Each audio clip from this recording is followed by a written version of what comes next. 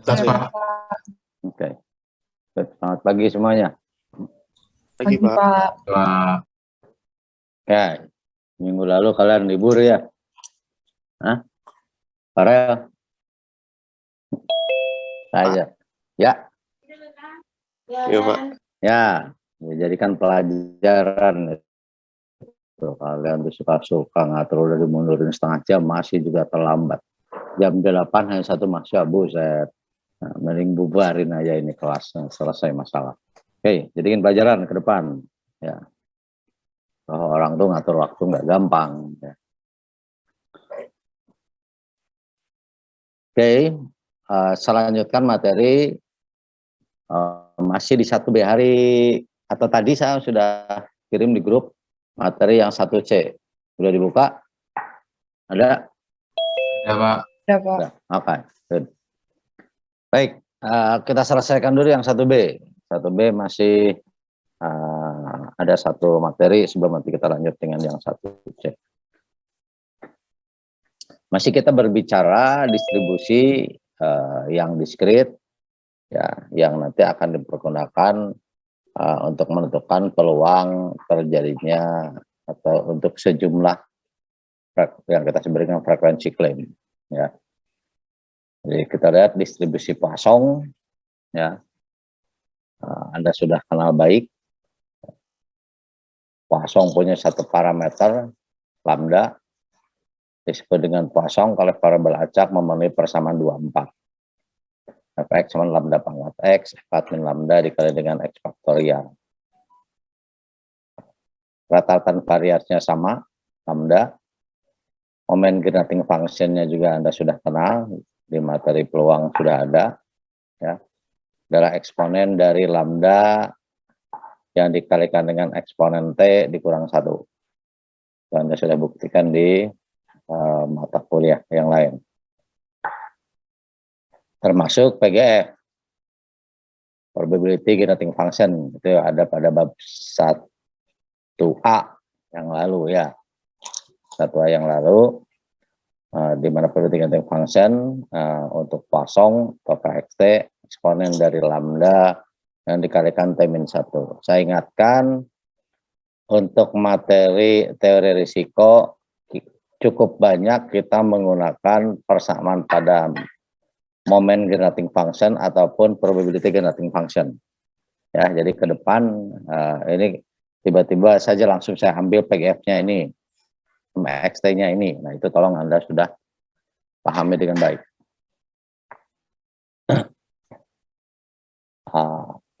Terkait dengan rekursif yang minggu lalu kita sudah bahas, saya ambil pennya dulu sebentar.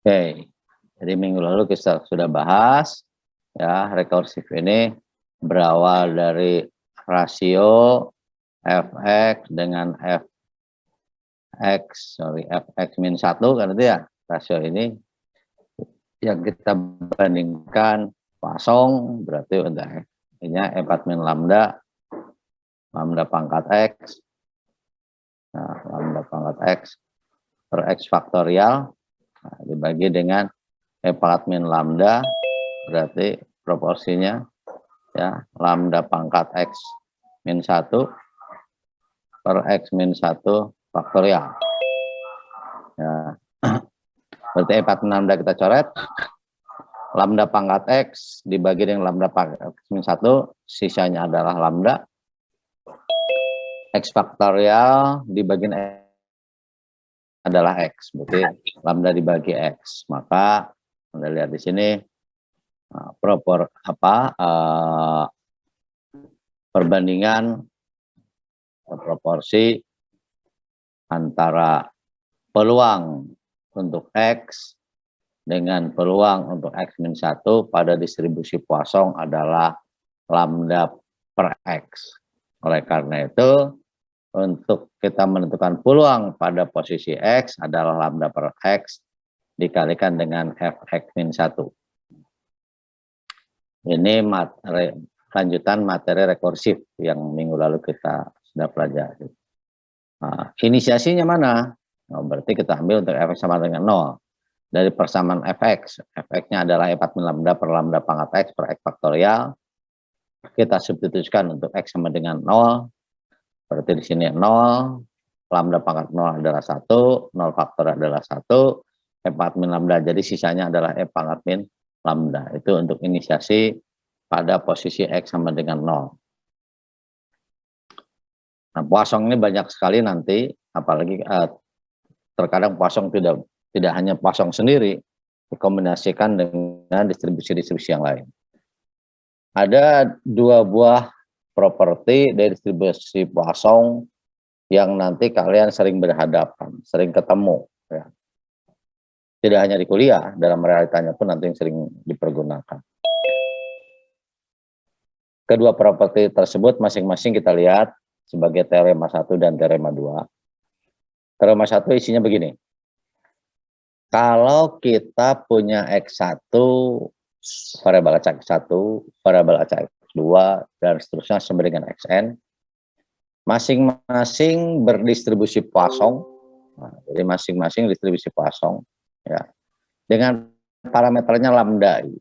Jadi X1 Poisson lambda 1, X2 Poisson lambda 2, dan seterusnya Xn mengikuti distribusi Poisson lambda. Yang di antara X1, X2 sama dengan Xn bersifat independen. Maka, jadi kalau itu terjadi, masing-masing independen dan bersifat Poisson, maka jumlah dari semua variabel acak yang saya simbolkan dengan X, jadi X adalah X1 ditambah X2 ditambah dan seterusnya sampai dengan Xn, dia pun akan berdistribusi Poisson. Jadi X nantinya akan berdistribusi Poisson. Parameternya mana? Parameternya adalah jumlah dari semua parameter yang saya simbolkan dengan lambda, di mana lambdanya adalah lambda 1 ditambah lambda 2 ditambah dan seterusnya sampai dengan lambda n. Jadi kalau kita mempunyai sejumlah variabel acak, X1 sampai dengan Xn, masing-masing berdistribusi Poisson dengan parameternya lambda I, dan di antara variabel tadi independen, maka jumlah dari semua variabel acak tadi akan berdistribusi Poisson dengan parameternya lambda yang merupakan jumlah dari semua lambda. Kita lihat pembuktiannya, di sini dibuktikan dengan MGF. Nah, makanya Anda sudah harus mulai terbiasa dengan MGF tadi. Ya. Kita lihat MGF dari X secara umum, MXT adalah ekspektasi dari E pangkat TX. Ini secara umum ya. Oke, di sini karena X-nya adalah sama dengan X1 ditambah X2 ditambah dan seterusnya sampai dengan Xn, maka saya bisa jabarkan. Berarti menjadi ekspektasi dari E pangkat TX1 ditambah TX2 ditambah dan sampai dengan TXN. Oke. Nah, sifat pangkat, penjumlahan pangkat, E pangkat ditambah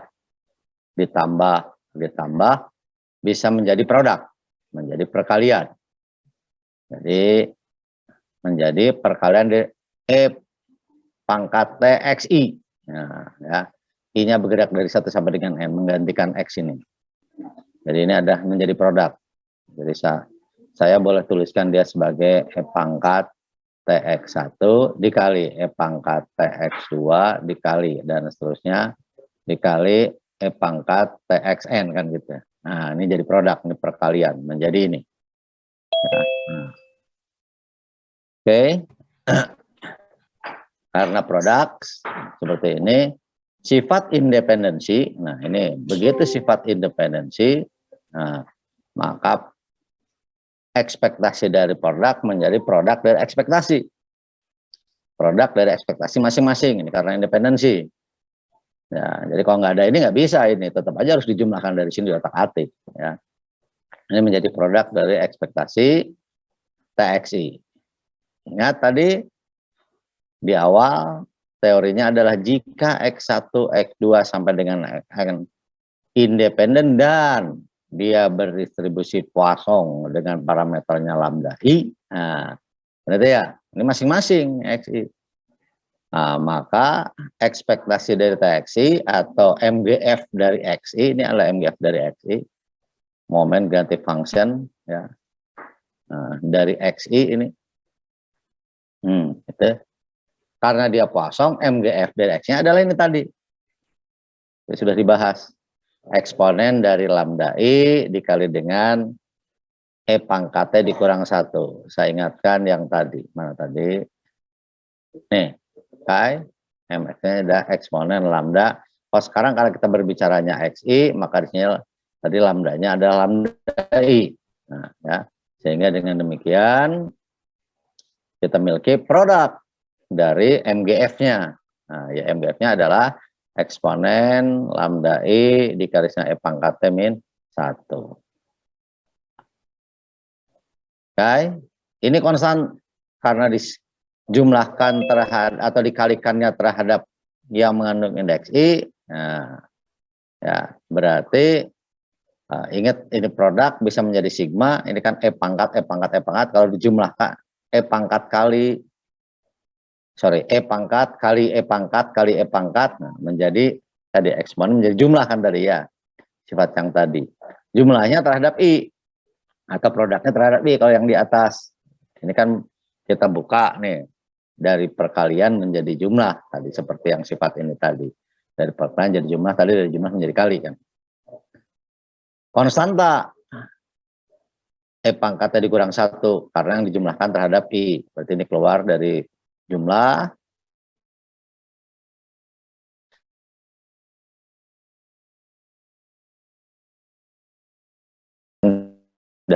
dari ini. Saya ingatkan tadi lambda I, dari lambdanya adalah sigma lambda I. Nah, kan itu ya. Berarti dengan demikian ini adalah eksponen dari E pangkat T-1 yang dikalikan dengan lambda, karena lambdanya adalah sama dengan sigma lambda I. Jadi terbukti ya, kalau tadi X1 X2-nya Poisson dan dia independen dampaknya di sini, maka akan menghasilkan jumlah tadi yaitu sigma dari XI yang sama dengan X tadi akan mengikuti Poisson karena MGF-nya MGF Poisson. Nah, parameternya adalah lambda, di mana lambda itu adalah lambda 1 ditambah lambda 2 ditambah dan seterusnya lambda. Itulah jumlah dari variabel acak yang masing-masing berstrik Poisson lambda. Sampai situ jelas? Cukup jelas, Pak. Jelas, Pak. Good. Satu lagi, contoh dulu boleh. Contoh, di sini pemanfaatan dari teorema atau dalil barusan. Di sini saya berikan contoh, misalkan di sini kita berbicara terkait dengan cuti sakit dari karyawan. Ya, misalkan di sini untuk pegawai perempuan, rata-rata cuti sakit per minggunya 1,3. 1,3. Ya. Nah, sedangkan yang pegawai laki-lakinya 2,5 orang per minggu di rata-ratakan. Berapa probabilitas terjadi kurang dari 2 yang mengambil cuti sakit dalam seminggu? Jika diasumsikan jumlah cuti sakit dalam seminggu untuk karyawan wanita dan berada distribusi Poisson. Berarti tadi kalau saya tuliskan di sini yang wanita, wanita dia ngikutin Poisson, Poissonnya rata-rata 1,3, sedang yang pria dia juga Poisson dengan Poissonnya parameternya 2,5. Yang ditanyakan pada level perusahaan. Kalau tadi pada level jenis kelamin, perusahaan dengan memperhatikan yang wanita dan mengerti pria. Sekarang perusahaan saja. Yang ditanyakan peluangnya yang cutinya dalam seminggu kurang dari 2. Nah, jadi sini yang mau tanyakan dari perusahaan peluang bahwa Kalau X saya nyatakan banyak yang cuti, berarti di sini adalah X kurang dari 2. Nah, gitu. Nah, di sini X di sini terdiri dari tadi. Ini adalah X1, yang ini adalah yang ini X2 kan gitu. Nah, berarti kalau kita berbicara leveling perusahaan, maka gabungan dari X1 dan X2. Jadi X sama dengan X1 ditambah X2 kan itu. Distribusinya apa? Kan, ya. Nah, kalau kita lihat tadi, teorema barusan yang kita bahas, berarti dia Poisson dengan parameternya lambda yang merupakan jumlah dari parameter masing-masing. Berarti kalau dalam contoh ini dia Poisson, ya, Poisson dengan parameternya adalah 1,3 ditambah 2,5, 3,8. Nah, berarti Poisson dengan parameternya 3,8. Ya, oleh karena itu, karena kita berbicara haknya yang cuti sakit tadi, levelnya perusahaan, maka yang kita hitung adalah Poisson atau yang dipergunakan adalah Poisson di tingkat jumlah, di tingkat perusahaan tadi. Kurang dari 2 berarti bisa 0, bisa 1, ya. Berarti di sini sama saja dengan fx sama dengan 0 dan fx sama dengan 1. Ini bukan x1 tapi x yang merupakan jumlah dari x1 dan x2 ini, ya. Nah, sehingga dengan demikian dia ikut Poisson 3,8, berarti rumus dasarnya adalah lambda pangkat x, lambdanya 3,8, lambda 3,8 pangkat 0 untuk yang 0, E4 min 3,8 per 0 faktor ditambah kemungkinan yang bernilai 1, 3,8 pangkat 1, E4 min 3,8 dibagi dengan 1 faktor. Diperoleh ini. Jadi peluang jumlah cuti dalam seminggu kurang dari 2 adalah sebesar 0,1074. Paham? Oke, good. Lanjut. Tadi teorema 1. Teorema 1 mengumpulkan X1, X2, X3 menjadi jumlah dalam bentuk X. Teorema yang kedua, ini seperti seolah-olah seperti ya, tapi nggak sama. Seperti kebalikannya. Kalau saya misalkan, saya buatlah di sini, gini lah ya. Ini suatu peristiwa A, jadi ini ada peristiwa A yang saya amati. Ya. Dimana dari peristiwa ini kita breakdown, kita pecah, kita partisi menjadi peristiwa AI. Jadi misalkan ini adalah A1, ini adalah A2, ini adalah A3, ini adalah A4. Nah, jadi A ini tidak lain adalah partisi, jumlah dari semua partisinya. Ya, jadi A ini adalah suatu peristiwa apapun yang kita bisa partisi menjadi A1, A2, A3, A4. Oke, kemudian kita amati dari peristiwa A tadi, sambil yang warna hijau. Dari peristiwa A tadi, kita amati, ya, adanya, kalau ini nama peristiwanya, ya, kita amati berapa jumlahnya atau berapa banyaknya. Simbolnya di sini adalah X, banyaknya. Jadi A ini ada peristiwanya, nah, X adalah jumlahnya. Jadi peristiwa A dia punya jumlah atau yang terjadinya ada sebanyak X. Nah, berarti si X ini pun kita bisa lihat pada masing-masing partisi. Taruhlah jumlah X yang ada di ini ada sebanyak X1. Ini sebanyak X2.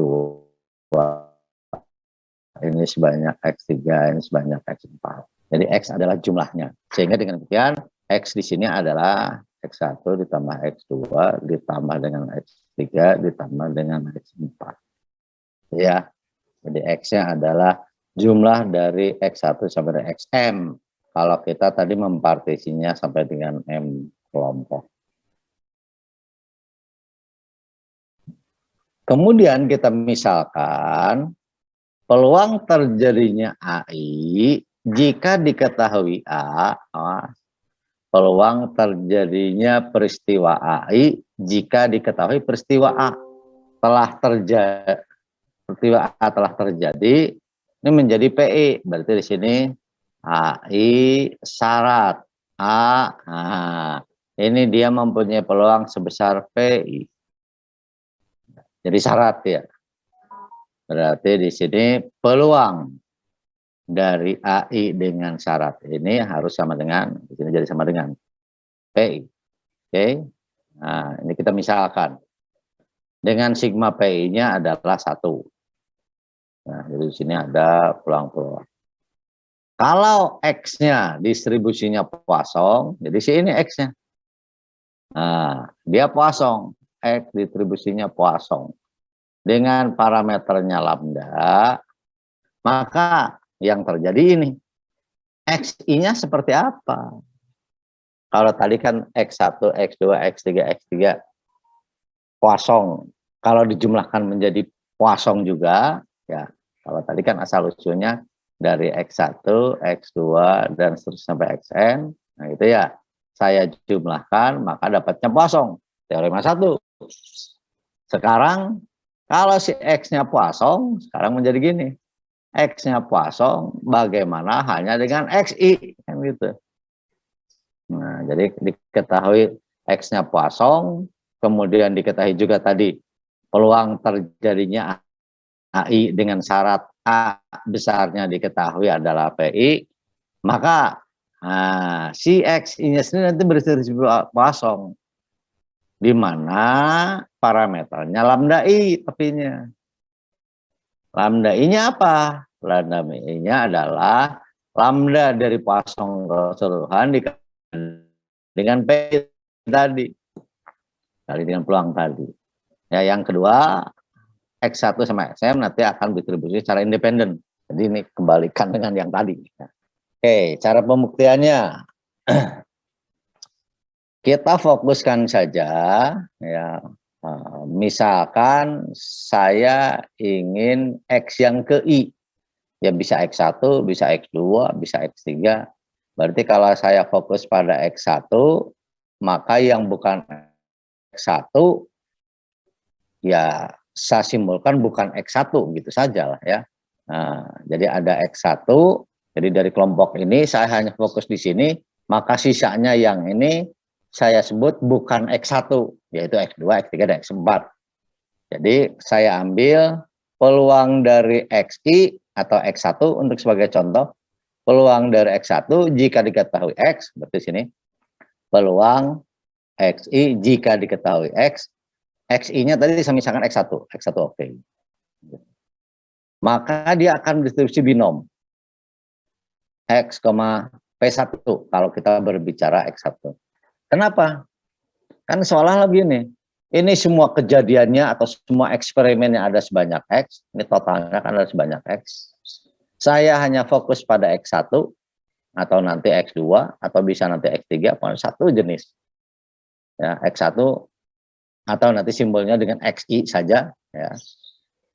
Nah, kalau saya punya N, seolah-olah gambarannya ya, kalau saya punya X eksperimen, seolah kan itu, X eksperimen, saya fokus pada X yang ke-1, fokus pada X1 atau XI. Nah, tadi dikatakan di mana untuk masing-masing peluangnya adalah PI karena ini diketahui bersyarat. Maka kita udah bisa bayangkan, oh ada X eksperimen, saya fokus pada XI, peluang untuk XI tadi kan gitu ya, adalah PI, pasti binom lah, nggak ada lagi. Nah ini, jadi dari mana binom ini muncul? Dari logika bahwa semuanya ada X eksperimen, saya fokus pada satu jenis yaitu XI, gitu. Dan peluangnya diketahui tadi adalah PI nih, di sini PI. Peluang untuk satu itunya, untuk satu jenisnya, kan ya. Maka dengan demikian kita bisa sebutkan distribusi peluang dari XI dengan syarat X-nya diketahui, dia akan distribusi binom X, P. Biasanya Anda pakainya NP, kan gitu ya. N banyak eksperimen, P besarnya proporsi. Gitu. Kalau sekarang di sini banyak eksperimennya adalah X, proporsinya untuk masing-masing adalah PI. Maka di sini adalah binom X, PI. Sampai situ paham dari mana munculnya binom? Halo? Sandi? Bisa diikutin, Pak. Oke, bagus. Yang lain? Aman? Aman, Pak. Bagus. Awas, jadi ini butuh logika, ya. Kenapa tiba-tiba munculnya binom, Pak? Ya itu tadi. Karena kita tadi melihat total keseluruhannya X, saya ambil sebagiannya adalah XI atau X1, bisa X2, bisa X3, XI lah. Proporsinya tetap masing-masing adalah PI. Nah, berarti saya akan menghitung tadi. Oh, distribusi si XI kalau X-nya diketahui, kalau binom biasanya distribusi dari X, kalau jumlah sampelnya atau jumlah eksperimennya diketahui sebanyak N, dan proporsinya P kan gitu. Sama, hanya ini N-nya kita ganti dengan X. Oke, berarti kita sudah tahu distribusi dari XI ya, dengan syarat X tadi. Dia ngikuti binom. Binom di sini adalah X, P. Ini berarti peluang bersyarat dia. Ya, peluang bersyaratnya adalah binom. Berarti saya bisa tuliskan peluang bersyarat, boleh pakai F, boleh pakai P, terserah saja, adalah I syaratnya X, itu ya. Maka dia akan distribusi binom. Binomnya tadi adalah X, di sini adalah XI, ya. Nah, di sini tadi adalah PI pangkat XI, 1 min PI pangkat X dikurangi XI, kan gitu. Ini distribusi bersyarat. Distribusi bersyarat dari X syarat. Ya, padahal yang kita mau cari, tadi di teorema tadi adalah seperti apa distribusi peluang dari XI. Ini yang mau dicari. Atau ini boleh lah. Nah, ini yang mau dicari. Yang diketahuinya adalah ini. Fx syarat X. Ada satu lagi yang diketahui tadi pada teorema tadi. Di mana X-nya berdistribusi Poisson. Nah, ya. Jadi satu lagi Fx-nya adalah ini. Sedangkan Fx-nya sendiri berdistribusinya Poisson. 4 min lambda. Lambda pangkat X per X faktorial. Jadi saya punya dua hal yang diketahui. Fxi syarat X dan Fx-nya sendiri diketahui. Yang dibutuhkan, berarti kita membutuhkan apa dia? Marginal. Nah, ingat dalil perkalian total. Ingat peluang. Dalil perkalian total. Bahwa marginal, jangan ke perkalian total dulu, marginal bisa kita peroleh dari fungsi bersama. Berarti saya harus cari ini. Nah, marginal dapat dari fungsi bersama. Gampang kan? Kalau fungsi bersamanya ada, marginalnya ada. Ya ini gampang saja, mau diintegralkan, mau disigmakan. Kalau butuh fxi berarti integralkan atau sigmakan terhadap x. Gitu, untuk dapat marginal dari fxi. Berarti saya harus cari dulu seperti apa fungsi bersama antara x dengan x. Nah, barulah ingat dalil perkalian total. Nah, ini kuncinya. Dari perkalian totalnya apa sih isinya? Nah, ini tadi. Kalau saya akan menghitung atau menentukan fungsi bersama xi dan x, nah, maka ini dihitung dengan tadi fxi syarat x ya, dikalikan dengan fx. Ingat, kalau dulu mungkin simbolnya saya ingatkan dulu. PA syarat B adalah sama dengan PA, B dibagi dengan PB, kan itu ya. Nah, kalau saya butuh PA, B-nya, fungsi bersamanya, berarti fungsi bersama A dan B adalah PA syarat B yang dikalikan dengan PB. Inilah dalil perkalian total. Saya ganti simbolnya P dengan F. Itu aja kan.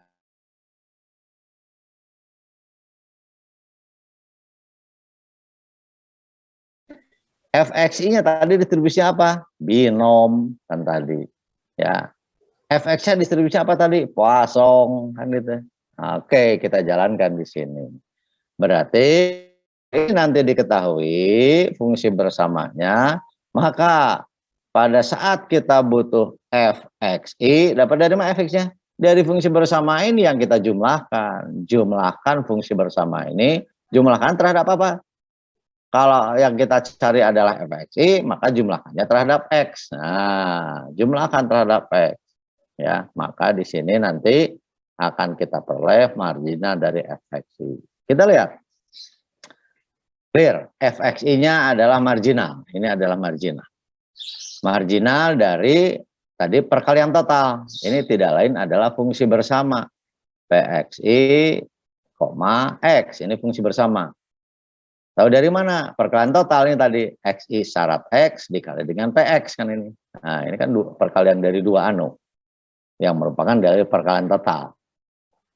Tadi PXI-nya syarat X tadi, dia distribusinya binom. Nah ini tadi, XI, PXI, dan seterusnya. Oke. Sedangkan PXI sendiri tadi ketahui distribusinya Poisson. Ya, saya gunakan yang warna merah dulu. Nah, jadi yang ini Poisson. Ini Poisson. Yang ini tadi binom. Ini binom. Oke. Nah, berarti tinggal kita sigmakan. Tujuan sigma tadi apa? Untuk dapatkan marginalnya tadi. Sigmakan terhadap X. Nah, ingat, X yang bergerak.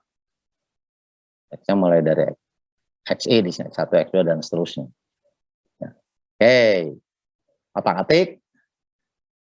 Pada sigmanya terhadap XI, yang tidak mengandung XI keluar, gitu aja lah. Ya. Yang tidak mengandung X, sigmanya kan terhadap X, sorry.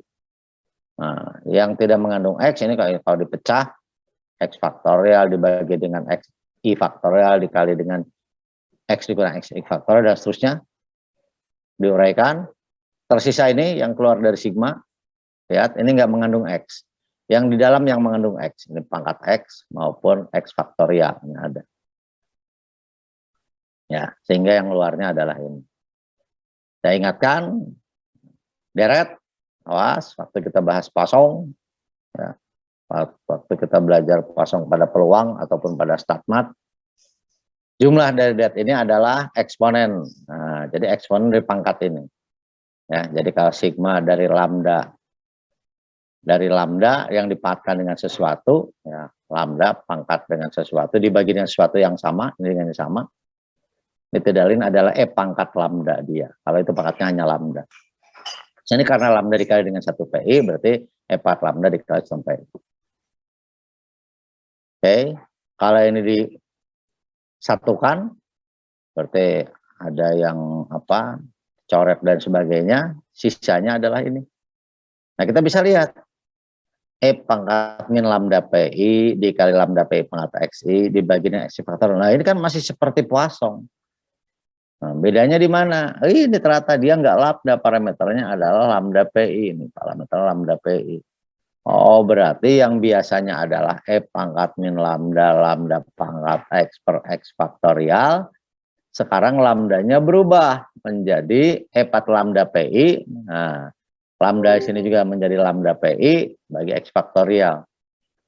Sehingga ini adalah Poisson juga, tapi parameternya adalah lambda pi. Jadi kita bisa buktikan tadi ya bahwa xi-nya distribusinya adalah Poisson dengan parameternya adalah lambda dikali pi. Sampai situ paham? Paham, Pak. Paham, Pak. Sip.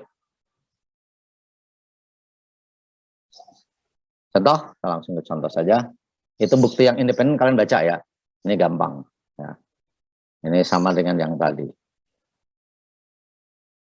Nah, kita contoh di sini. Di sini ada 2 bank, ya, bank A dan bank B. Nah, di mana bank A di sini mempunyai dua blok pinjaman, yaitu pinjaman perumahan dan pinjaman untuk studi. Jadi nasabah boleh meminjam untuk dalam rangka membeli rumah ataupun untuk melanjutkan studinya kan gitu. Ya. Jumlah total dari untuk yang Bank A ini, jumlah total default untuk yang A di sini distribusi Poisson ya. Rata-ratanya 23. Jadi tadi ada rumah, ada pinjaman. Ini rata-ratanya 23. Dan diketahui bahwa dari dua blok tadi 28% itu untuk pinjaman studi. Jadi sisanya yang 72% berarti untuk pinjaman perumahan. Jadi dana yang disiapkan ini 28% untuk studi, kemudian yang 72%-nya untuk perumahan. Rata-rata dari default tadi sebanyak 23. Sementara Bank B, dia nggak 2 blok, tapi 3. Ada pinjaman perumahan, ada pinjaman studi, satu lagi pinjaman untuk mobil. Nah, berarti dia 3 sama. Total defaultnya Poisson rata-rata 45. 4 tadi rata-ratanya 23. 21% default untuk yang pinjaman studi. Nah, kalau yang tadi pinjaman studi 28%, ini 21%. Dan 53% untuk pinjaman perumahan. Artinya sisanya berarti berapa tuh? 21 tambah 53, 74. Berarti sisanya 26% untuk pinjaman mobil. Ya. Diketahui juga default kedua bank tadi independen. Kalau portofolio kedua bank tadi digabungkan, temukan distribusi. Nah, berarti di sini kita akan menggunakan 2 buah teorema tadi. Ya.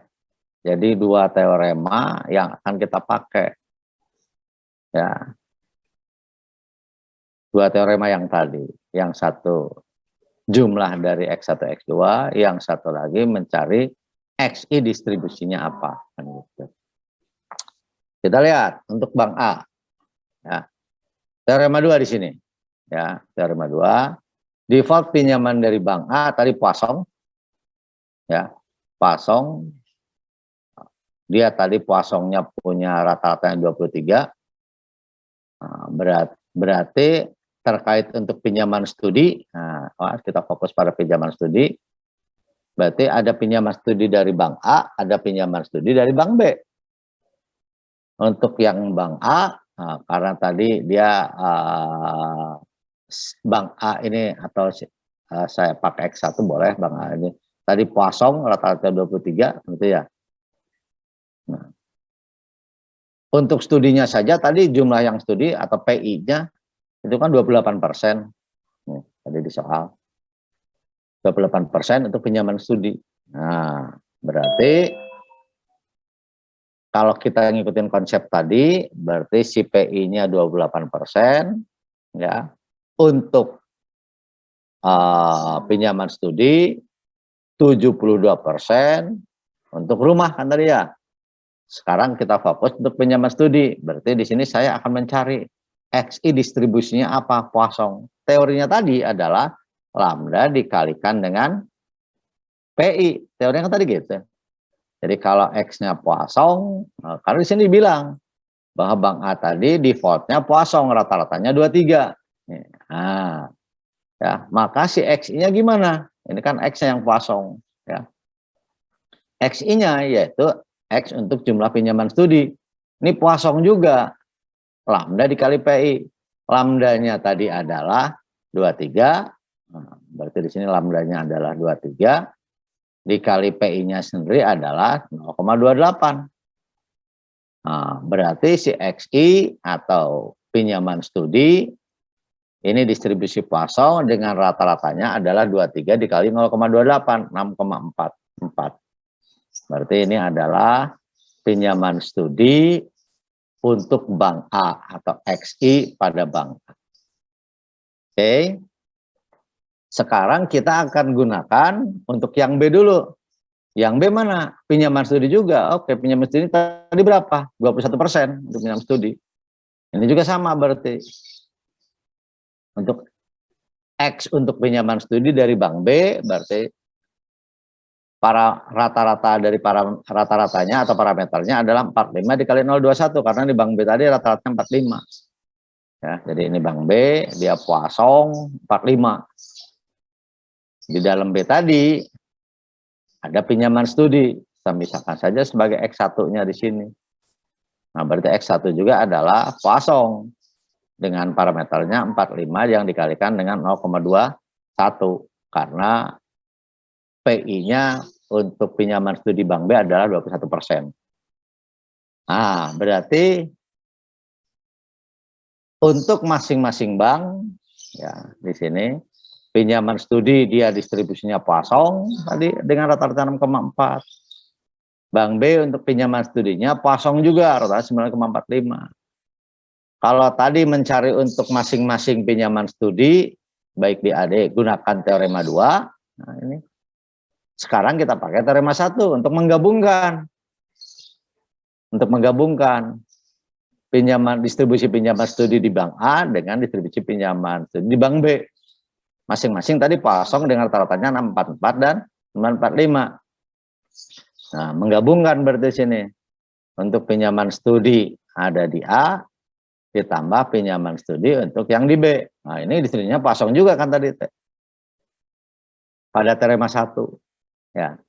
Nah, yang pinjaman studi yang di Bank A tadi rata-rata 6,4, berarti Poisson dengan parameter 6,4, yang Bank B 9,45, totalnya ini. Maka untuk semua pinjaman studi, berarti dari Bank A dan Bank B, ini Poisson dengan parameternya total tadi, 15,89. Sampai situ paham? Jadi kita menerapkan dua teorema tadi dalam kasus ini. Teorema yang kedua diterapkan pada saat kita mencari distribusi dari XI, dalam hal ini adalah pinjaman studi, baik di Bank A maupun Bank B, itu teorema 2. Teorema 1-nya dipakai untuk menggabungkan pinjaman studi dari kedua jenis. Tidak, tolong. Ya, jadi itu teorema yang ke-1. Ada pertanyaan dulu? Silakan.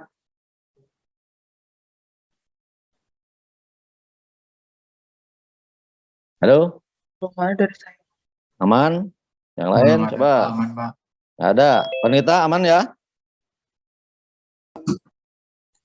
Aman, Pak. Ya. Alif?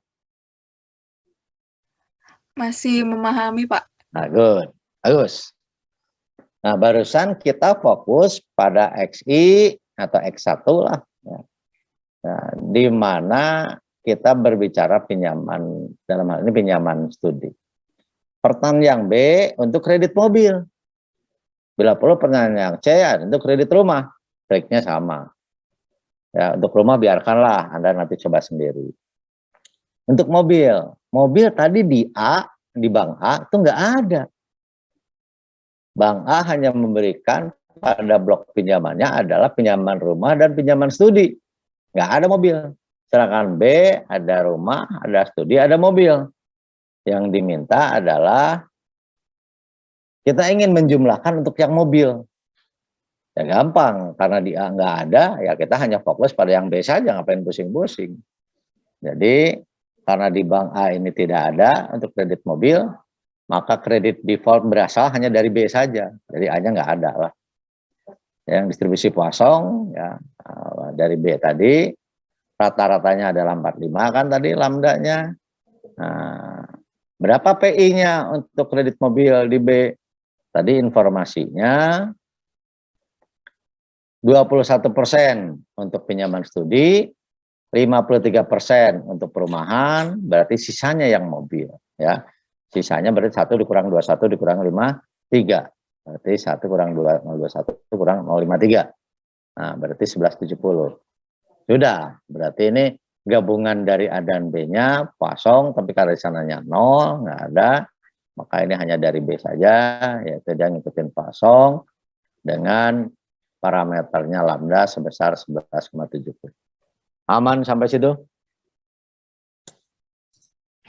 Aman, Pak. Bagus. Jadi itulah materi terakhir untuk yang bab 1B.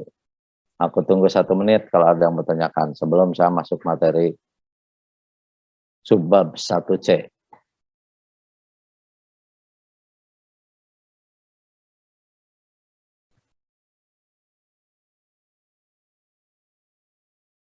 Sambil saya ngambil minum dulu bentar. Asifa, aman? Ivana? Masih aman, Pak. Oke, bagus. Oke, nggak tanyain ya. Sebentar, aku ambil minum bentar.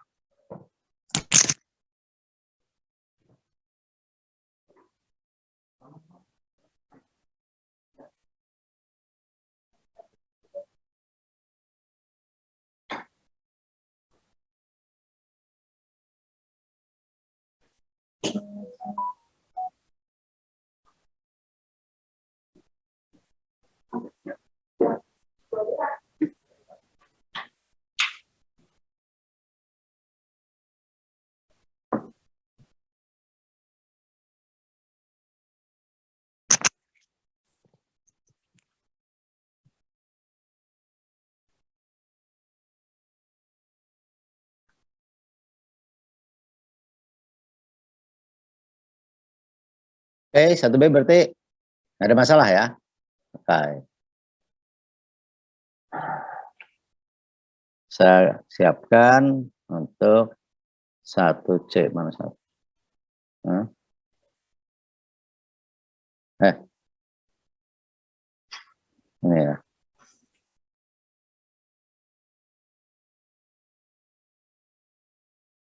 Terlihat materi bab 1C. Terlihat, Pak. Oke. Man, nggak ada yang nanya dulu ya, yang tadi ya. Oke. Ya, jadi dari 1B pertama kita mengenal distribusi-distribusi yang kemungkinan besar dipergunakan untuk menentukan peluang dari jumlah klaim. Ada binom negatif. Binom negatif pasti dengan temannya lah, geometri, gitu ya. Yang temannya, bedanya kan hanya ini peristiwa ke N yang terjadi, kalau ini peristiwa pertama kan itu temannya. Dan satu lagi ada distribusi Poisson. Itu yang satu, mengenal distribusinya. Yang kedua, mengenal seperti apa hitungan peluang yang dilakukan dengan menggunakan sifat rekursif. Dan itu peluang tadi saya bisa pakai rekursif. Pada binom kalau saya tahu peluang untuk P1, maka saya akan tahu peluang untuk P2, P3, dan seterusnya. Demikian juga pada Poisson ataupun binom negatif. Nah, sekarang masuk pada bab 1C, kita masih berbicara frekuensi klaim juga. Distribusinya masih juga yang itu. Masih distribusi binomial, masih distribusi geometri, masih distribusi binom negatif, maupun distribusi Poisson. Ya. Di mana perbedaannya? Kita lihat. Ya. Jadi distribusi counting itu yang tadi dipelajari, distribusi yang memperhatikan jumlah. Ya. Dalam hal ini konteksnya jumlah klaim atau frekuensi klaim, ya, distribusi counting.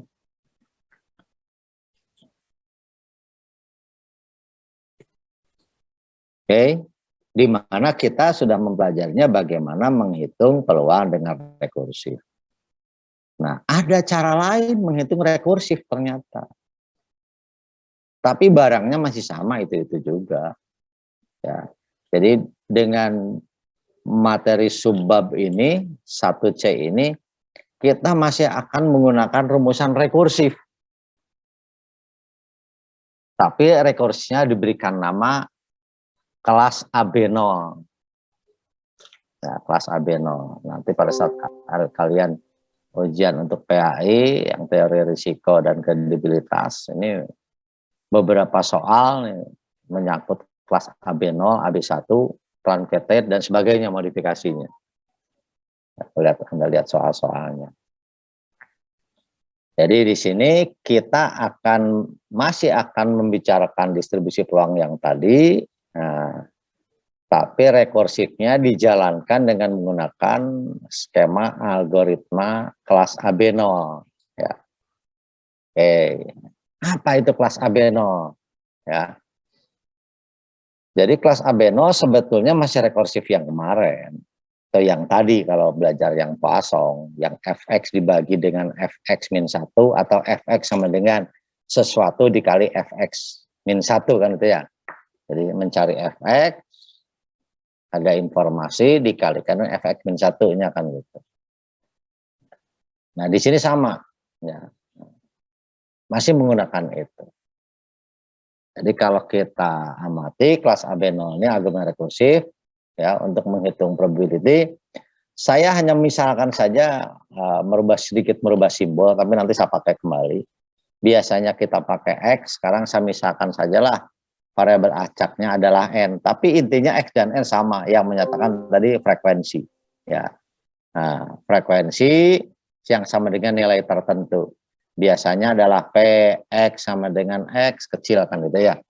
Ini untuk membedakan saja bahwa sekarang kita masuk dalam tataran AB0. Ya.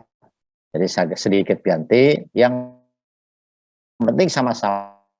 Baik X besar maupun N diartikan sebagai counting. Diartikan sebagai frekuensi atau jumlah kejadian. Ya. Yang penting itu. Dengan K-nya 0, 1, 2, dan seterusnya. Ya. Ini seterusnya nih belum tentu ada batas, bergantung. Kalau kita bicaranya binomial, ya ada batasnya sampai dengan jumlah eksperimen. Ya. Tapi begitu masuk dalam Poisson, nah jumlahnya tidak berhingga ya, makanya di sini dan seterusnya aja.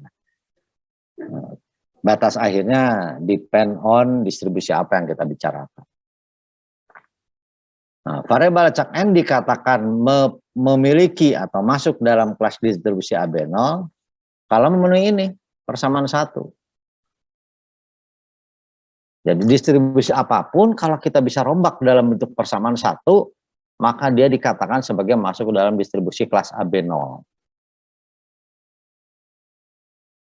Jadi intinya apa? Kita harus buktikan apakah Poisson masuk dalam kelas AB0, apakah binomial masuk ke dalam kelas AB0, juga binomial negatif. Syaratnya apa? Pakai inilah. Kebuktian enggak untuk mereka. Ya, nanti kita lihat untuk masing-masing distribusi peluang tadi.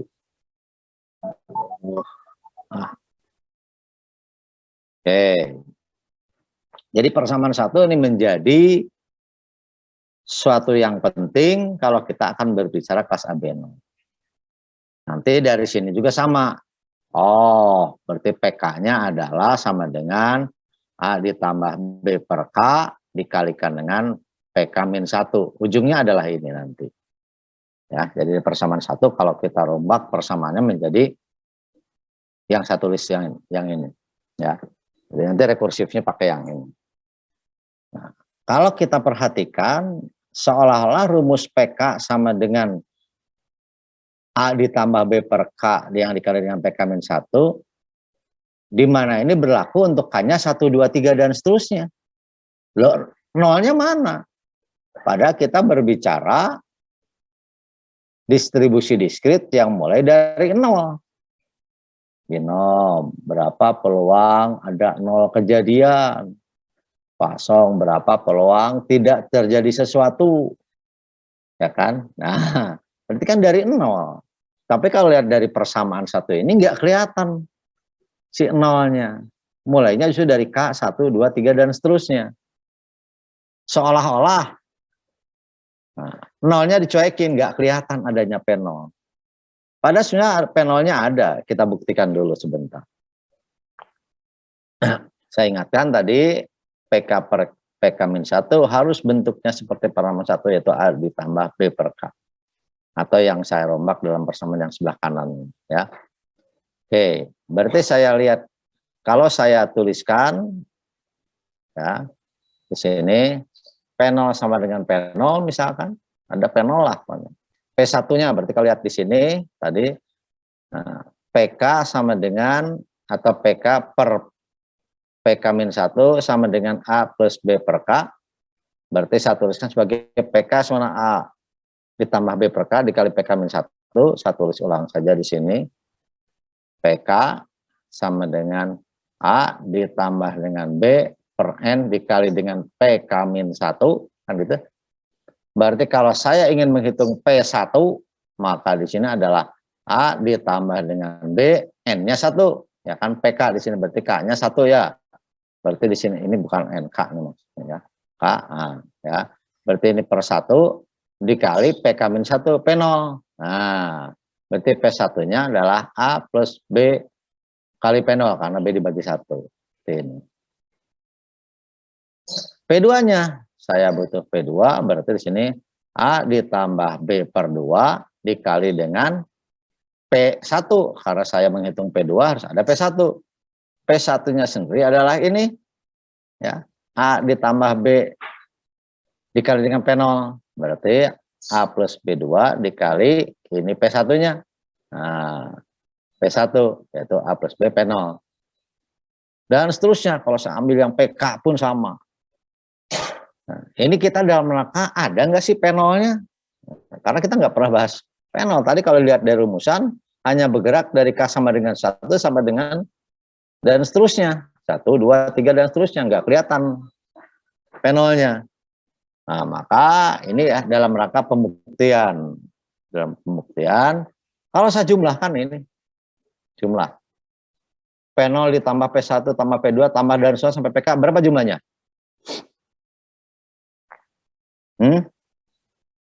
Pana? Berapa jumlahnya nih? P0 tambah P1 tambah dan seterusnya. Awas sifat peluang. Satu, Pak. Satu. Bagus. Ini 1.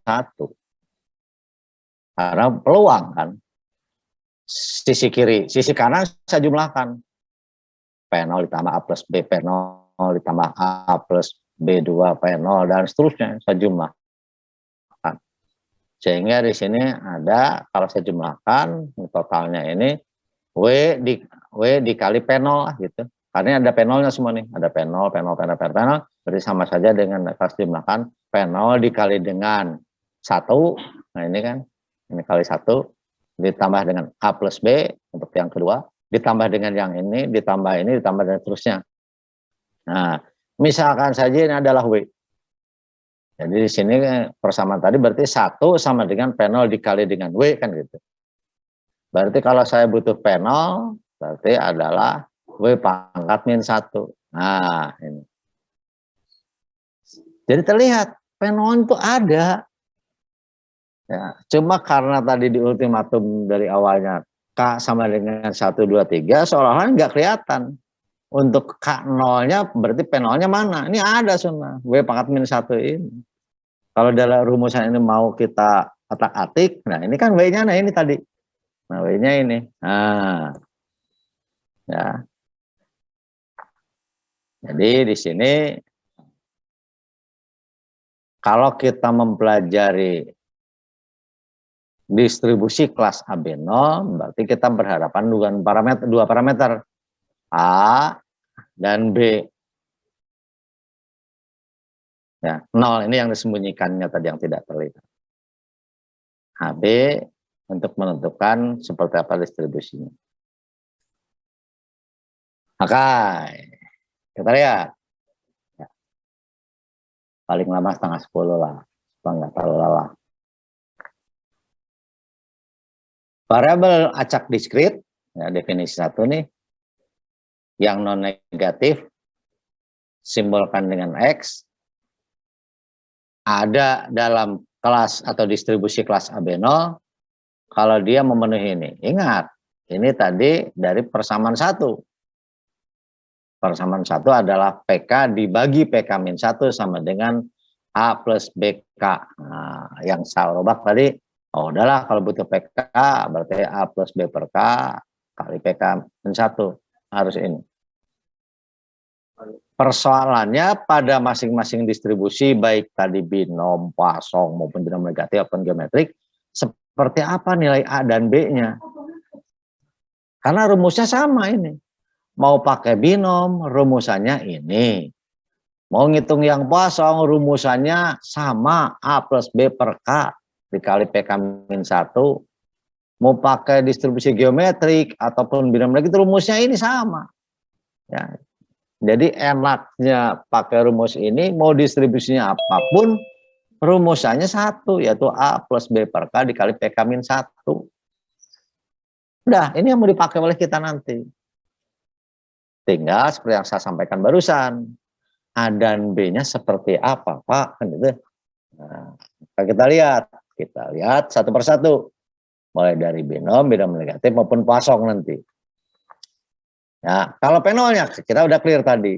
Ya, kalau penolnya ada kalau mau di otak-atik seperti tadi. Tapi itu tidak ada bedanya dengan penol. Ini kalau binom ya ambil aja P yang sama dengan 0 untuk binom. Kalau kosong ya P yang sama dengan 0 untuk kosong. Ya kan? Nah, kalau binom kan P sama 0 untuk binom, berarti di sini adalah kombinasi tadi ya N dengan apa? 0. Nah, P pangkat 0, 1 min P pangkat N min 0 gitu, N min X kan gitu. Kalau binom, dapatlah nanti untuk P0-nya. Kalau kosong juga sama. E4 min lambda, lambda pangkat X, X-nya 0, per 0 faktorial, dapatnya E4 min lambda. Itu P0 untuk kosong. Binom negatif sama. Tapi yang akan kita cari dulu adalah bagaimana nilai A dan B-nya untuk masing-masing distribusi tadi. Oke, aku ingatkan. Dari bab yang 1B yang kita pelajari minggu lalu terkait dengan yang binom. Rekursifnya adalah fx yang mau dicari fx min 1 yang diketahui dikalikan dengan ini. Ini saya ingatkan ya. Itu yang minggu lalu. Berarti di sini adalah fx x dibagi dengan fx x min 1 kan itu ya yang minggu lalu. Berarti di sini adalah nx p pangkat x 1 min p pangkat n min x dibagi dengan yang ini nah, nx min 1 p pangkat x min 1 1 min p pangkat n x min 1 plus 1 berarti di sini. Oke, coret, dapatlah ini. Oke ya, ini hanya ingetin doang. Berarti fx-nya atau rekursif dari fx-nya adalah fx adalah dalam kurung dikali fx min 1. Berarti saya ini udah mirip dengan ini. Ini pk min 1 nih, fx min 1. Tinggal dalamnya. Apakah dalamnya bisa kita rekayasa menjadi A plus B per K? Itu aja. Kita otak-atik. Kita otak-atik di sini. Sa pecah. N dikurang X ditambah dengan P. Sa pecah menjadi PX atau P kali ini ya, sa pecahan. Jadi di sini sa pecah menjadi 2 perkalian. Masing-masing adalah P dikali 1 min P yang ini ya. Berarti ini masuk yang ini ya. Jadi sini adalah P dikali X kan aslinya gitulah. Kalau saya sederhanakan berarti sini adalah P dikali min X. Nah, ya. Nah, saya bagi dengan X dikali 1 min P. Oke, ini untuk yang P dikali ini. Ditambah sisanya mana? N plus 1. N plus 1 dibagi dengan X dikali 1 min P. Sampai situ paham? Sampai situ paham? Oke, lanjut. Ini sambil ngecek suara saya. Ya, jadi ini pecah. P dikali min X dengan satu lagi P dikali N min 1, N plus 1. Nah, ya. Ini. P dikali min X, berarti ini saya coret X dengan X. Sisanya adalah P dikali 1 min, dibagi 1 min P kali min 1. Seperti yang ini. Sementara yang ini adalah N plus 1, kan itu ya.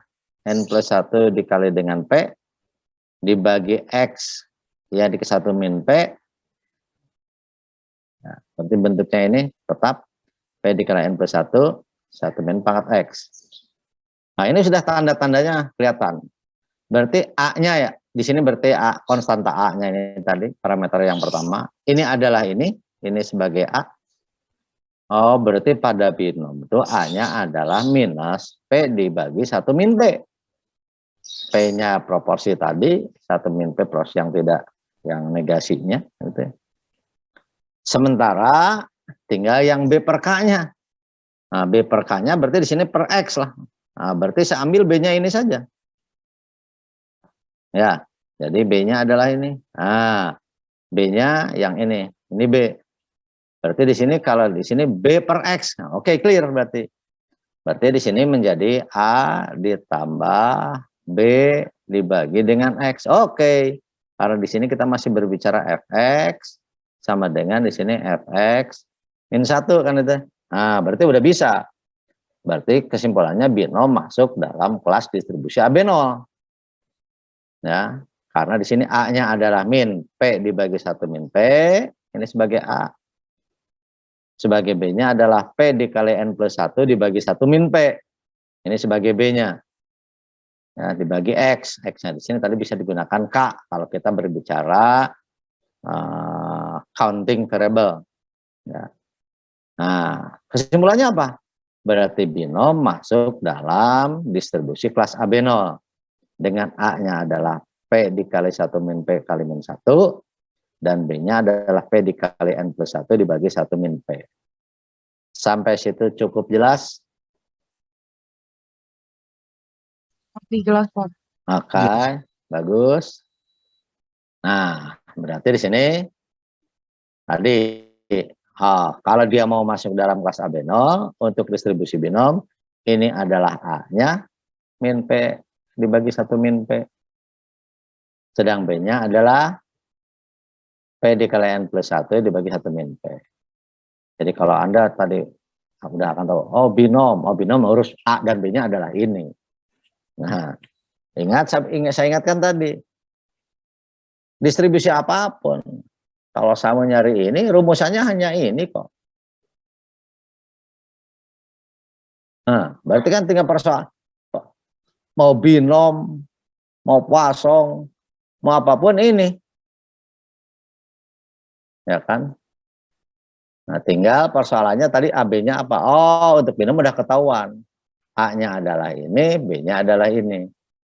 Jadi kalau saya butuh untuk peluang pada binom untuk 4. Nah, berarti di sini adalah A ditambah B per 4, karena K-nya 4, dikali F3. Kan gitu aja. A dan B-nya ada. F3-nya hitung dulu. F3 berarti yang F2, F2-nya hitung F1, dan seterusnya. Oke. Jadi probability function dari distribusi binomial ya. Nah, yang sudah kita pelajari yang lalu pada rekursif ini memenuhi persamaan 3 tadi. Nah, AB0 tadi pada definisi. Sehingga disimbolkan distribusi binomial termasuk dalam kelas AB0. Pada kelas AB0 yang jangan lupa walaupun tidak kentara ini berlaku nanti kan untuk X-nya sama dengan 1, 2, 3 dan seterusnya. Nah, untuk X sama dengan 0-nya ini sebagai nilai awal. Kita substitusikan ke persamaan pada binom saja. Oke ya. Kita cek sekarang distribusi Poisson. Yang lalu Poisson berarti Fx ya dibagi Fx min 1 kan itu ya, F pangkat min lambda pangkat X per X faktorial, yang ini E4 min lambda pangkat X min 1 per X min 1 faktorial kan itu. Coret, hasilnya adalah lambda pangkat X min 1 berarti adalah di sini lambda, X dibagi X min 1 berarti adalah X, karena ini faktorial. Oke, berarti Fx-nya adalah lambda per X, ini ya, dikali Fx X min 1. Ingat, ini adalah rekursif untuk Poisson. Bagaimana mengarahkan kepada persamaan Fk yang sama dengan A plus B per K dikali dengan FK-1. Berarti saya butuh A dan B. Ini lebih gampang kosong. Nah, per X-nya berarti ini sudah jelas. Berarti di sini. Berarti ini sebagai B. Nah, kan ya, B dibagi K kan. Ini berarti lambda per X. Ini X ini udah sama dengan K. Ya. Nah, A-nya nggak ada. A-nya 0 di sini. Kalau saya tambahkan 0 di sini oke. Berarti di sini A-nya adalah 0 pada kosong. B-nya adalah lambda. Ya. Nah, sehingga terbukti. Oh, kosong pun masuk dalam kelas AB0. Hanya A-nya adalah 0, B-nya adalah lambda. Paham sampai situ?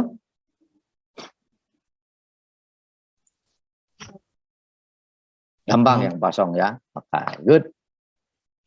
Satu lagi kita cek dulu. Binom negatif. Binom negatif, saya misalkan parameternya R dan P. Persama rekursif dari binom negatif yang lalu, kita dapat. Nah, ini prinsipnya sama dengan yang tadi. Rumusan binom negatifnya, kan ini ya. Nah, dibagi dengan fx min 1-nya. Nah, ini menghasilkan ini. Cek catatan minggu lalu. Nah, berarti ini yang harus dicari apakah bisa begini atau tidak. Nah, itu aja prinsipnya itu. Tadi kosongnya kan sama. Lambda ini harus dicari apakah sama enggak dengan B per K. Oh, sama lah. Pakai A-nya 0, B-nya adalah lambda. Udah sama. Yang ini juga sama. Ini tinggal otak-atik. Otak-atik seperti tadi pada binom. Ya. Ini saya pecah. Ya. Di sini ada 1 min P dikalikan dengan 1 dan kemudian dikali X plus R kan itu. Nah, sehingga saya pecah menjadi ini. Terlihat ini. Terlihat ya. Berarti kalau ini yang persamaan ini dipecah ya, dikalikan manual, dapatnya adalah ini. Ini berarti sebagai A. Dan yang bagian atas ini adalah sebagai B. Jadi pada binom negatif dia pun ngikutin distribusi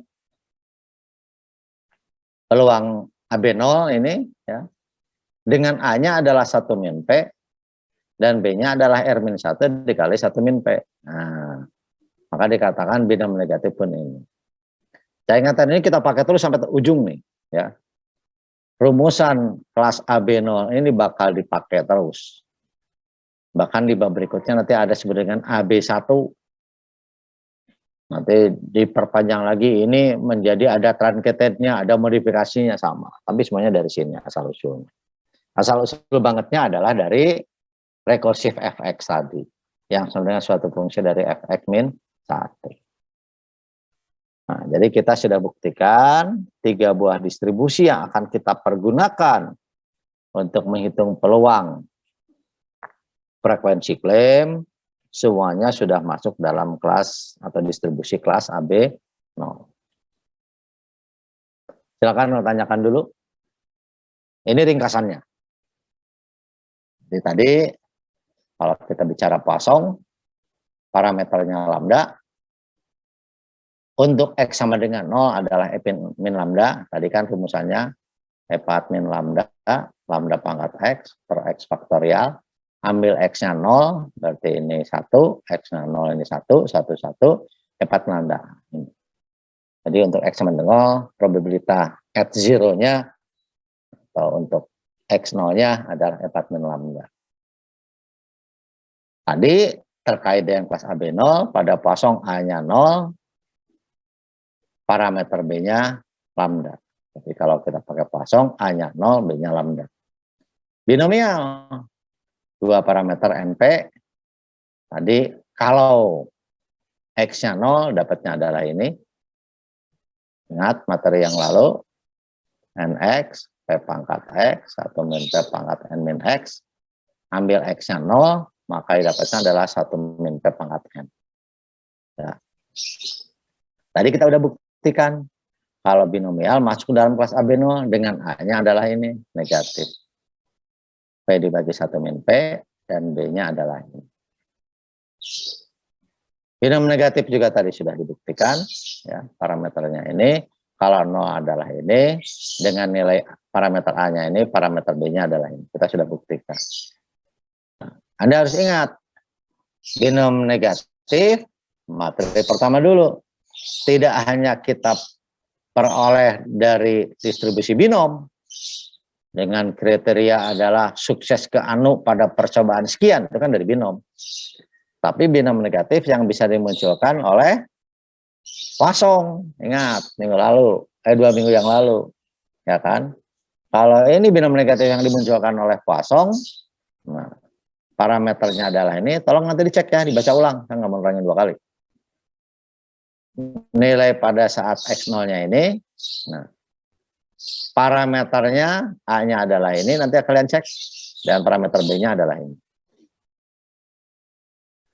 Juga geometrik sama, itu mainan dari binom saja. Dan geometrik yang ini yang munculnya seperti pada binom negatif yang kedua. Ya, tapi pada kejadian pertamanya, ini lupa. Nah, kalau kita perhatikan di sini, sebenarnya relatif gampang. Jadi kalau Anda melihat persoalan, ada nilai A yang negatif, pasti ditulisnya binom, dan nggak ada lagi yang nilai A-nya negatif. Nah, ada, ini bumbu-bumbu ini, ada yang nilainya 0, pasti Poisson. Nah, nggak ada lagi yang punya nilai Poisson. Ya. Yang lainnya dia diperhatikan dari karakteristik yang lain. Kita cobalah untuk menghitung. Ya. Di sini kita nggak tahu distribusinya apa. Dikatakan A-nya -1/3, B-nya 5/3. Nah, bohong-bohongan aja dulu. Distribusinya kemungkinannya apa?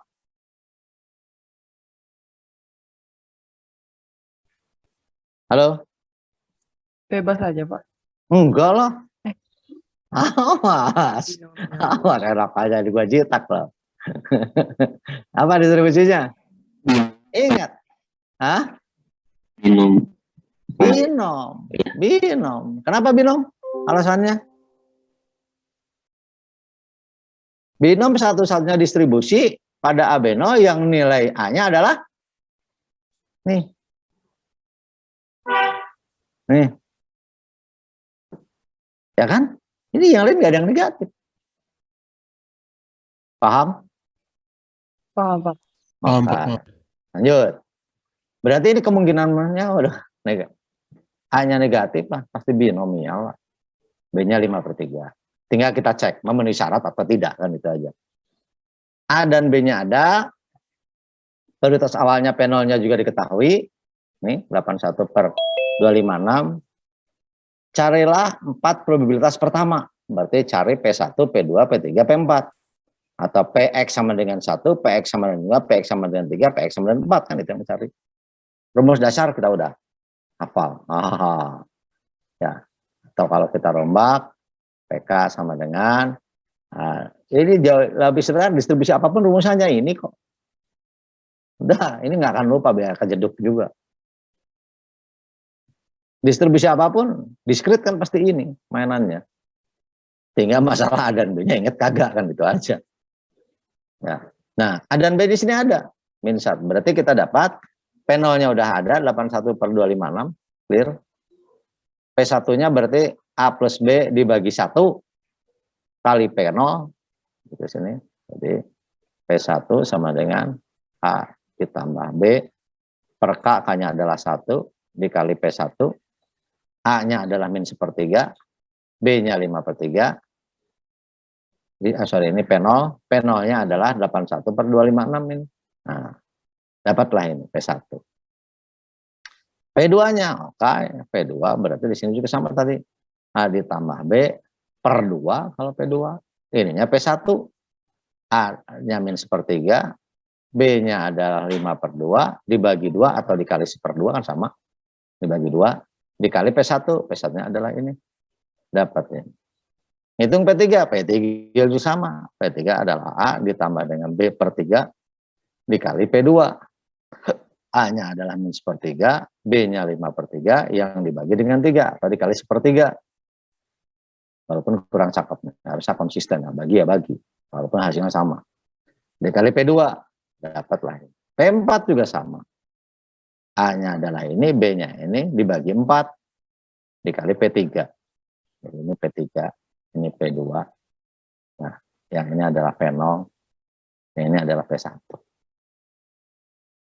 Nah, begitu ngitung sampai 4, tadi kan baru dugaan. Kalau A-nya minus binom.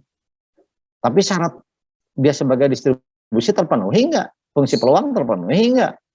Nah, setelah dihitung P0 ditambah sampai P1 ditambah sampai dengan P4 jumlahnya 1. Oh, terpenuhi dia. Nilai P0-nya selalu lebih besar sama dengan 0, P1 lebih besar, P2 lebih besar, P3 lebih besar, P4 lebih besar dari 0 semuanya. Syarat pertama peluang. Syarat kedua totalnya harus sama dengan 1. Ini kalau totalkan ternyata baru sampai dengan P4 sudah 1. Nah, berarti P5, P6, P7 peluangnya 0 dong. Nah, berarti kesimpulannya adalah totalnya sama dengan 1 berarti memenuhi sifat distribusi. Memastikan binomnya tadi. Nah, berarti N-nya pasti 4 karena di P4 sudah totalnya sama dengan 1. Berarti N-nya 4. Ya. Tinggal dihitung P-nya berapa. Nah, tadi gunakan aja tadi ya persamaan tadi ya, untuk menghitung A dan B sehingga dapatnya nih, maksud saya ini. Nah, kalau kita binomial berarti kan ini sifat ini. Min P dibagi 1 min P ini harus sama dengan A, A-nya tadi diketahui berapa. Dan satu lagi N plus 1, N-nya tadi adalah 4 ditambah 1 dikali P 1 min P ini harus sama dengan B tadi, nilainya ada. Dari dua persamaan maka akan diperoleh berapa besarnya P. Maka di sini P-nya kalau dihitung nanti adalah 1/4. Jadi P-nya dihitung dengan menggunakan mana aja yang diketahui, bisa A dan B atau bisa kombinasi dari dua-duanya. Sampai situ paham? Maka kita simpulkan, oh, untuk parameter A dan B-nya ini memenuhi peluang dan ternyata peluangnya binom. Jadi kesimpulannya adalah dia ngikuti binom, N-nya 4 dan P-nya adalah 1/4. Sampai situ? Ada yang tanyakan dulu? Masih aman. Aman? Bagus? Nah. Contoh kedua. Diketahui probabilitas secara rekursif hingga P6. Nah, hitunglah probabilitas secara rekursif hingga P6 untuk distribusi binom negatif. Binom negatif. Sorry. Aku sambung baterai dulu bentar.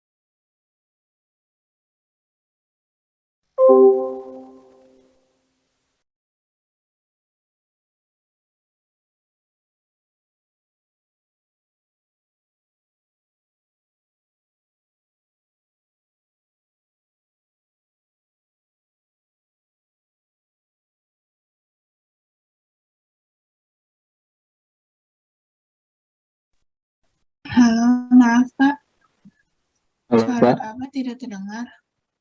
Suaranya tidak terdengar, Pak.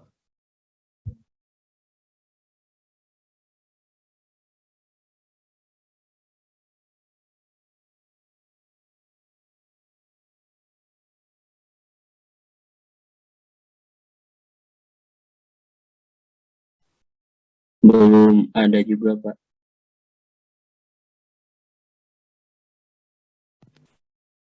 Halo, tes. Ada terdengar? Masuk, Ada, Pak. Pak. Oke. Ya. Jadi tadi binomnya binom yang parameternya R dan theta ya. Yang ini tadi. Sekarang kenapa dia?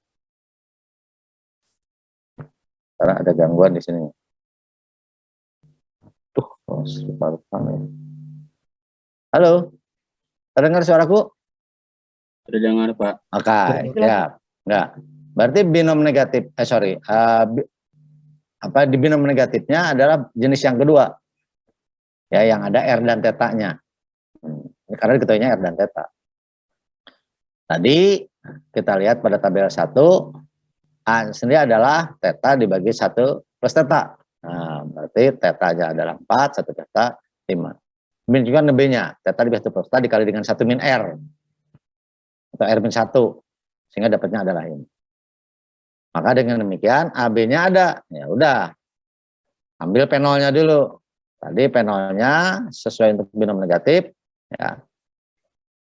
1 per teta kuadrat berarti dapat ini. 1 dibagi 1 plus teta kuadrat. Ya. Dapat ini. P1-nya. Ya P1 tadi gunakan rumus tadi. A plus B. Ya P1-nya berarti di sini per 1 dikali P0. A dan B-nya 4/5 dan 4/5. Ini 4/5. 4/5 dibagi 1. Dikali P0-nya adalah 1/25. Nah, ya, jadi ini P0. Dapat ini. P2 juga sama. A-nya 4/5, B-nya 4/5. Ini dibagi 2 seperti biasa. Ini kan gampang berarti. Di sini adalah P1. P3-nya sama 4/5, 4/5, tapi dibagi 3. Dikali P2. Dan seterusnya. Sehingga kita peroleh. Karena yang dimintanya adalah P6 hingga P6, maka dengan cara yang sama, yang penting rumusannya adalah A ditambah B per K dikali dengan PK-1. Ya, ini rumus dasarnya. Ini yang jangan sampai lupa. Untuk kelas AB0. Sampai situ, aman? Halo? Aman. Oke. Nah, contoh soal yang lainnya kalian baca di situ. Kalau nggak salah saya masih ada 2 contoh soal. Nah ini ya ini kalian baca nanti. Jadi pada soal nomor 3 itu diminta Anda menentukan A dan B-nya. Ya, diminta menentukan A dan B-nya. Nah, kalau diketahuinya P1, P2, P3. Jadi ini ketahuinya adalah P1, P2, P3 sekalian aja lah biar cepat. P1, P2, P3. Nah, berarti untuk menentukan A dan B-nya, kita lihat proporsi tadi kan ya. Nah, tadi ingat rumusannya PK, A plus B per K, PK min 1. Berarti kalau saya bandingkan, PK dibagi dengan PK min 1, kan itu ya, sama dengan A plus B per N kan itu. Nah, itu aja. Atau per K di sini kalau mau pakai K. Ya, berarti saya punya P1, P2, P3, berarti perbandingan P2 banding P1, 0,567 dibagi 0,07938. P2, P1, berarti P2-nya adalah tadi. Ya. Nah, A plus B per 2, ya, nilainya kan harus ini. Karena ingat tadi, P2-nya adalah A plus B per 2 dikali P1. Berarti P2 banding P1 adalah ini, kanannya adalah A plus B per 2. Satu persamaan. P3 banding P2, berarti nilainya ada. P3 banding P2, berarti sini adalah P3 sama dengan A plus B per 3 dikali P2. Berarti P3 banding P2 adalah A plus B per 3. Nah, Anda punya 2 persamaan, ini nilainya ada, ini kalau dibagi nggak tahu berapapun. 2 persamaan, yang satu A plus B per 2 sama dengan sesuatu, yang satu lagi adalah A plus B per 3 sama dengan sesuatu. Berarti 2 persamaan dengan 2 anu, berarti Anda bisa dapat A dan B-nya. Kalau dihitung dapatnya ini. Ya, oh A-nya 0,7, B-nya 1,4. Nah, tinggal kita simpulkan. Ini tadi nggak ketahuan distribusinya apa. Tadi kalau mau binom A-nya harus negatif. Kalau mau pasong, A-nya berapa pasong? 0, Pak. 0. Berarti binom bukan, pasong bukan kan itu. Kemungkinannya binom negatif kan gitu. Nanti tinggal dicek ya. Di sini jadi A-nya positif, maka binom negatif. Oke. Nah, A dan B-nya ada, maka Anda bisa kalau nyari binom negatif, berarti Anda harus tahu berapa R dan P-nya dan seterusnya. Nanti tinggal dicek, ya. Sehingga nanti bisa ngitung berapa P0, berapa P4. Setelah AB-nya ada, ya udah. P0 bisa dihitung, P4-nya juga bisa dihitung, P5, P6 dan seterusnya juga bisa dihitung. Gunakan nilai AB yang tadi sudah kita peroleh. Soal nomor, kalau misalkan dari sini mau dihitung, karena tadi A dan B sudah diketahui, maka parameter binom negatifnya diketahui. Misalkan dihitung berapa rata-rata, berapa varians. Ujungnya kan itu, kalau dia punya distribusi berarti dia bisa hitung rata-rata dan varians. Nah, karena tahu binom negatif, maka rata-rata variansnya tinggal dihitung dengan rumus saja. Karena rata-rata untuk varians ini tinggal berapa R, berapa P-nya yang menetapkan. Contoh 4 nanti kalian baca, ya. Kalian baca. Minggu depan kita lihat faktorial moment. Oke? Silakan tanyakan dulu sebelum saya akhiri. Adakah? Dari saya belum ada, Pak. Belum, siap. Yang Dari lain? saya masih Dari saya aman, Pak. Belum ada. Aman. Bagus. Siap. Good. Oke. Aku pikir kalau nggak tanyakan, materi ini cukup dari saya. Pak Fajar, ada tambahan? Cukup, Pak. Siap. Kalau nggak ada, aku akhiri. Untuk semuanya, selamat siang. Selamat siang. Selamat Terima kasih siang, banyak, Pak. Pak. Sehat selalu. Amin. Sama-sama. Selamat siang, terima kasih, Pak. Ya. Oke, saya akhiri untuk semuanya.